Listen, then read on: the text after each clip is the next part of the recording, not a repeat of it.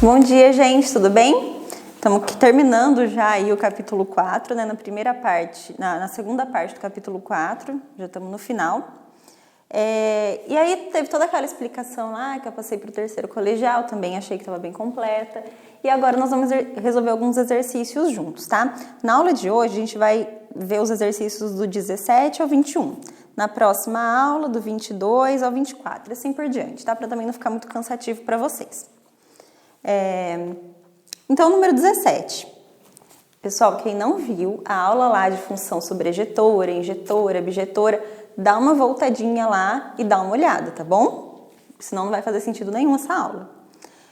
Então, número 17, página 90. Quais devem ser as condições aplicadas sobre o domínio e o contradomínio da função real f de x igual a x quadrado para que ela se torne bijetora? Pessoal, função é f de x igual a x quadrado. O que eu sei da função bijetora?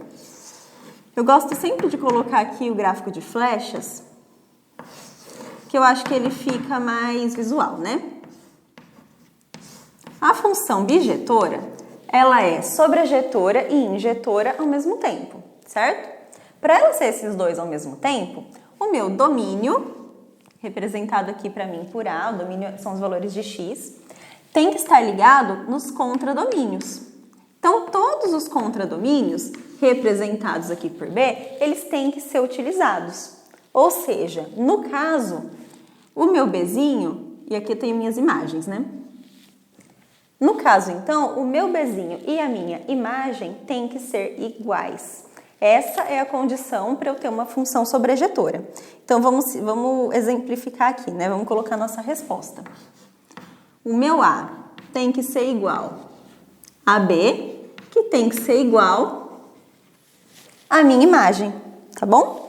Todos esses números aqui pertencerão aos reais. É só isso aqui que a gente consegue colocar, tá bom? Não tem muito mais o que fazer, não.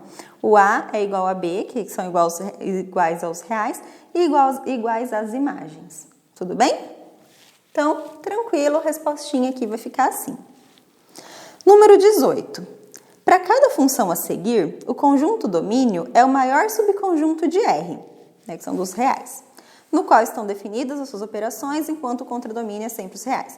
Classifique as funções conforme as suas características em injetora, sobrejetora, bijetora ou nem injetora e nem sobrejetora, tá bom?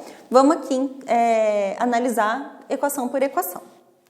f de x igual a 2x. Qualquer valor que eu determine para x, eu vou encontrar um y diferente, não é verdade? Ó, quando x valer 1, o y vai valer 2 vezes 1, 2. Quando x for 2, 2 vezes 2, 4. Então, sempre vão ter valores diferentes. Ela vai ser o quê, gente? O que vocês acham? Injetora, sobrejetora? Ela vai ser, gente, bijetora, tá bom?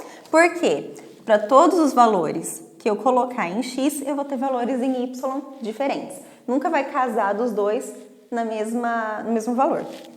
Beleza. Aqui eu tenho que g de x é igual a x quadrado. Então, vocês imaginem, quando o meu x valer 1, o meu y vai valer 1. Quando o meu x valer menos 1, o meu y vai valer quanto? 1 de novo. Entendeu? Então, vai cair duas vezes no mesmo. Ou seja, é uma função sobrejetora. Quando eu tenho um quadradinho, a função é sobrejetora, tá? Agora eu tenho que h de x é igual a x menos 1. Para cada valor que eu colocar em x, y vai ser um valor diferente. Então, aqui ela vai ser bijetora. Vocês estão acompanhando, gente? Então, tá bom. Ó, I de x igual a 3. Ela não é nem injetora, nem sobrejetora, ela é uma função constante. Então, ela não é nenhum. E aqui eu tenho que j de x é x em módulo. Quando eu tenho um número em módulo, ele pode ser tanto positivo quanto negativo. Acaba, então, que é bijetora. Tá bom? Fica bem um de cada aí. Número 19 eu não coloquei aqui, mas eu vou comentar com vocês, ó. Há funções y igual a f de x que possuem a seguinte propriedade. Os valores distintos de x correspondem a valores distintos de y. Tais funções são chamadas injetoras. Qual entre as funções abaixo é injetora? Para eu saber qual é injetora, tá? Eu vou ter que pegar, tenho aqui no gráfico, tem vários gráficos, né? 5 gráficos. Eu vou traçar retas horizontais neste gráfico, tá bom? E para cada valor em y, eu tenho que achar um valor de x, tá? Então, eu vou sempre traçando aqui retas horizontais. E cada reta dessa horizontal tem que interceptar x num ponto só. Por exemplo, ó, eu tenho uma função assim, por exemplo, né? Aqui é y e aqui é x. Para eu saber se ela é injetora, eu vou passar traços horizontais para ver se em algum ponto f vai tocar x em mais de um lugar. Por exemplo, aqui, ó, neste pontinho aqui, ó, aqui eu tenho minha reta.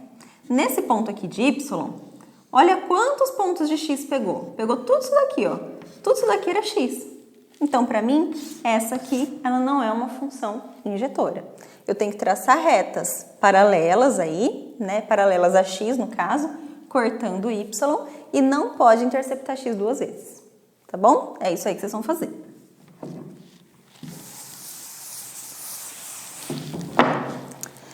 Número 20. A função de a em b é bijetora. A em b é bijetora. Sendo a x pertencente aos inteiros, x pertence aos inteiros, tal que menos 2 maior que x, menor que x, né? Menor que 2. Pronto. Definida por f de x igual 3x menos 1, temos que a soma dos elementos do conjunto B é, vou fazer aqui, ó, meu conjunto A e aqui o meu conjunto B. Quantos números eu tenho no meu conjunto A? Quais são os números do meu conjunto A? Ah, gente, são os domínios. Quem são os números do domínio? São os valores que x pode assumir. E o intervalo de x está entre menos 2 e 2, sendo que o menos 2 não entra e nem o 2 positivo entram também. O que vem depois do menos 2? Menos 1. São os números inteiros, tá? Menos 1, 0 entra? Entra. 1 entra? Entra. 2 entra? Não. Ó, ele é menor que 2, não é menor ou igual. Acabou. Então, eu tenho que pegar valores de x igual a menos 1, 0 e 1 e encontrar a imagem de y, tá? Aqui é imagem. Esse daqui é o meu contradomínio. Pronto. Vou encontrar os valores aqui de imagem. Então, quando x for menos 1, 3 vezes menos 1, pode fazer a equaçãozinha, tá, gente? 3 vezes menos 1, menos 3. Menos 3, menos 1, menos 4. Imagem, ó, é o y, tá bom? É o f de x. E quando for 0? 3 vezes 0, 0. Menos 1, menos 1. E quando for 1? 3 vezes 1, 3. Menos 1, 2. Encontramos já os números da minha imagem. E ele quer saber a soma dos elementos do conjunto B. Qual é a soma, então? Menos 4 mais menos 1 mais 2. Igual menos 4, menos 1 mais 2, que é igual menos 4 menos 1, menos 5. Menos 5 mais 2, menos 3. Alternativa, letra E. Tranquilo, gente? Mais uma vez, a função ela é bijetora. Por isso que todos os números de B pertencem à imagem, né? Não tem mais número nenhum aqui. Quis saber a soma do contradomínio, né? Dos valores de B. E aqui tem que casar certinho, não pode sobrar ninguém para ser bijetora. 21. Esse é meio chatinho, tá, gente? Mas a gente vai fazendo com calma. Se f de A em B é dada por, deu aí quanto é f de x, determine os conjuntos A e B para que essa função de f de x seja bijetora e determine a função g de x. Né? Sabendo que g de f de x é igual a x. Gente, se vocês voltarem lá na página 88, lá no finalzinho, tá explicando que quando eu tenho uma função bijetora, se eu quiser uma relação do domínio com o contradomínio, o domínio vai se referir a f de x, tá? Para eu encontrar aí valores, se são só os reais, que nem eu fiz aqui, ó, esse apontamento. Se são só os reais, se são os reais menos algum outro número, tá? Para eu encontrar essa relação na função bijetora, o domínio eu vou usar o f de x e para o contradomínio eu vou usar a função inversa de f de x. A gente já viu esse negócio de função inversa. Lá na nossa primeira parte, lá que eu soltei uma função inversa meio fora de contexto, mas na primeira aula lá do terceiro colegial que eu passei para vocês, que tinha função composta, também tinha função inversa, tá? Se vocês voltarem lá, vocês vão ver. Foi bem rapidinho, mas é que não tem mesmo muito o que falar dela, tá? A gente só troca o x pelo y e continua o cálculo. Mas aqui a gente vai fazer de novo, caso vocês não lembrem, tá?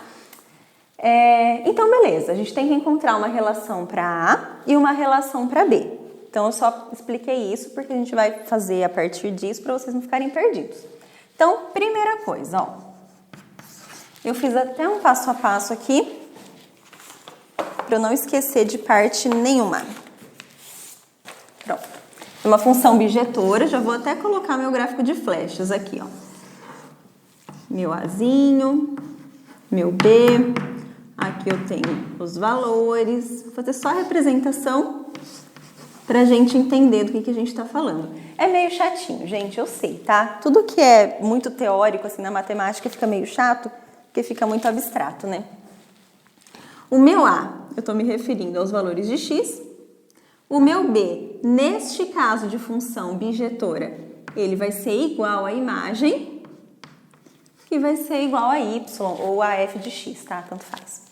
Nesse caso de função bijetora, a gente vai usar ali depois a função inversa, mas quando chegar na hora eu falo de novo, tá bom? Então, beleza. Primeira parte. Eu sei que f de x é igual a 2x mais 1 dividido por x mais 1, certo? E eu sei que g de f de x é igual a x. Tá? São as duas coisinhas aqui que eu já sei. Eu tenho que fazer, quando eu tenho uma fração, isso aqui a gente sempre está fazendo, tá? Sempre que eu tenho uma fração e eu tenho uma incógnita aqui embaixo da minha fração, eu preciso fazer a minha condição de existência. O meu f de x, eu já vou lá saber direto os meus valores possíveis para A. Esse aqui é um exercício, deixa eu ver... É um exercício do ético. Os exercícios do ético, gente, eles são bem mais complexos, tá? É para testar mesmo. Então, se vocês torcerem o nariz, ficarem olhando meio com o cabelo em pé, esses exercícios, fiquem tranquilos, foquem mais nos exercícios de vestibular, quando aparecer o exercício do Enem, que vocês vão ver que são exercícios mais práticos. Esses do ético, eles são mais puxados, tá bom? Então, prestem atenção que eles são bem conceituais. Qual que é a condição de existência? X mais 1 tem que ser diferente de zero, porque eu não tenho zero no denominador. O x tem que ser diferente de menos 1. Pronto, já encontrei aqui uma relaçãozinha para o A. O A pode ser todos os números reais menos o menos 1. Olha que fácil, gente. Parece que é de 7 cabeças, mas não é. Segundo passo. Entenderam, gente? Pode ser qualquer valor. Ele não estimou valores para x, ele não falou para a gente substituir, não deu par ordenado, não deu nada para a gente trabalhar. Ele só quer saber quais são os valores possíveis para o meu domínio, tá bom? E agora ele quer saber quais são os valores possíveis para o meu contradomínio para essa função ser sobrejetora. E é isso que a gente vai fazer agora. E o que eu falei para vocês, para a gente conseguir os valores ali de b, a gente faz a inversa de f de x, que a gente vai representar assim, ó, f menos 1 de x. Tudo bem? Como que a gente faz isso? F de x é como se fosse y, né? Y é igual a 2x mais 1 dividido por x mais 1. Vamos inverter. Onde é y, eu vou colocar x. E onde é x, eu vou colocar y. E o que eu tenho que fazer agora? Eu tenho que isolar y. Fazer ele virar um y igual... Parará, de novo, tá bom? como que eu isolo? Deixa eu pegar essa equação e vou levar aqui para cima, ó. Continuar aqui. X igual 2y mais 1, y mais 1. Deixa eu trocar de giz, que já já eu raspo minha unha aqui na lousa. Pronto. Pronto. Eu preciso isolar o meu x. Já vou começar multiplicando em cruz. 2y mais 1 igual... Opa! 2y mais 1 igual x vezes y, xy. X vezes 1, x. Agora eu vou passar quem tá com y para cá, quem tá sem nada para lá. 2y menos xy igual x menos 1. Vou separar, colocar o meu y em evidência. 2 menos x igual a x menos 1. Isolando o y, tá multiplicando, vou passar dividindo. X menos 1, 2 menos x. Isolei, tá bom? Era isso aqui que eu queria. Deixa eu só ver se deu certinho. Sim. E agora sim, eu vou para minha condição de existência. Em relação a b, tá? Em relação a a tá aqui. Em relação a b é em relação à função inversa. Condição de existência, 2 menos x, diferente de zero, não posso ter zero no denominador. Menos x, diferente de menos 2.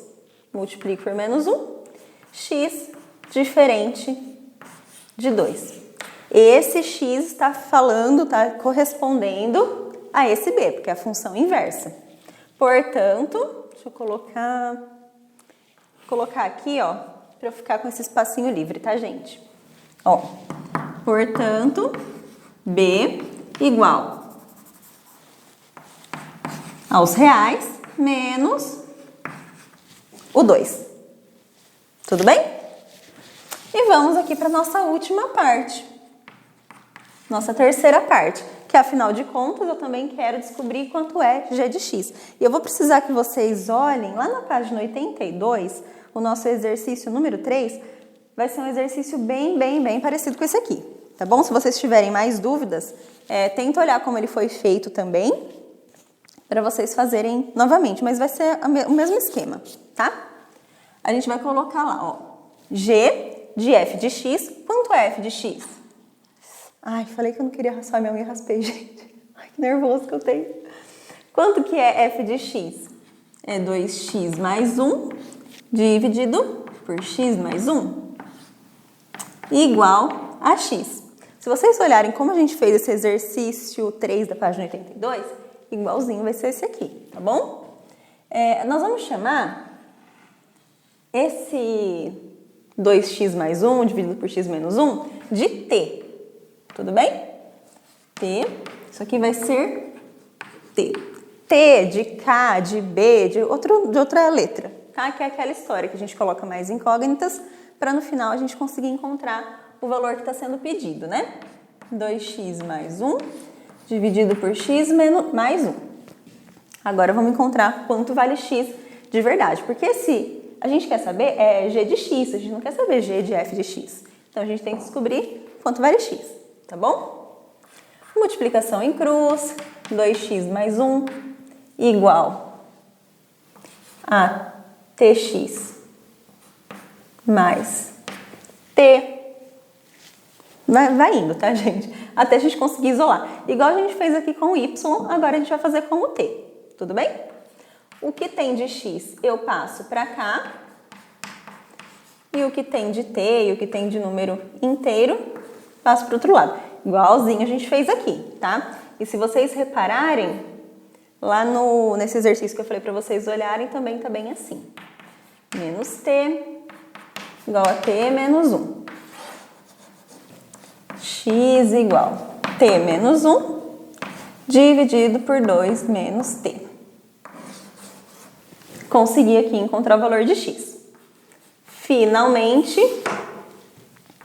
pessoal, não torçam o nariz, isso aqui é uma introdução para que vocês vão ver mais pra frente. Essa parte é uma parte muito específica, tá bom? Vai ficar mais gostoso de fazer, eu prometo. tá? Agora deve estar bem chato na cabeça de vocês, mas vai melhorar, eu prometo. Então agora eu vou ter G, aqui, G de x igual, que é o que eu quero descobrir, né? G de x igual, quanto vale x, gente? A gente acabou de descobrir. T menos 1 dividido por 2 menos t. Só que agora eu estou falando de x, então eu só troco. Lembra que o número que está aqui dentro do meu parênteses é o número que eu substituo aqui fora. Então eu só substituo x menos 1, 2 menos t. Acabou, gente? Ficou igual, né? Não tem problema, tá? A gente fez a equaçãozinha, acabou que deu igual, mas não tem problema. Então, tem alternativa, será? Não tem alternativa, gente. Então, ó, g de x... Ops, aqui é um x, não é um t. G de x é igual a x menos 1, 2x, 2 menos x. Ele queria saber, então, as relações de A estão aqui, as de B estão aqui, e de f de g de x, né? Não f de g de x, gente, de g de x, tá aqui no finalzinho, tá bom? Tendo dúvida, então, vocês vêm falar comigo, gente, não deixa passar, tá bom? É uma matéria, sim, importante, ela tá bem teórica e bem específica, mas vai melhorar, tá? Vocês vão começar a aplicar ela mais, exercícios de vestibular, exercícios de Enem, eles são mais gostosos de trabalhar. Esses do ético, eles são bem específicos, bem teóricos para testar mesmo. Então não precisa ficar preocupado, vai dar tudo certo, tá bom? Até a próxima aula, gente. Bons estudos!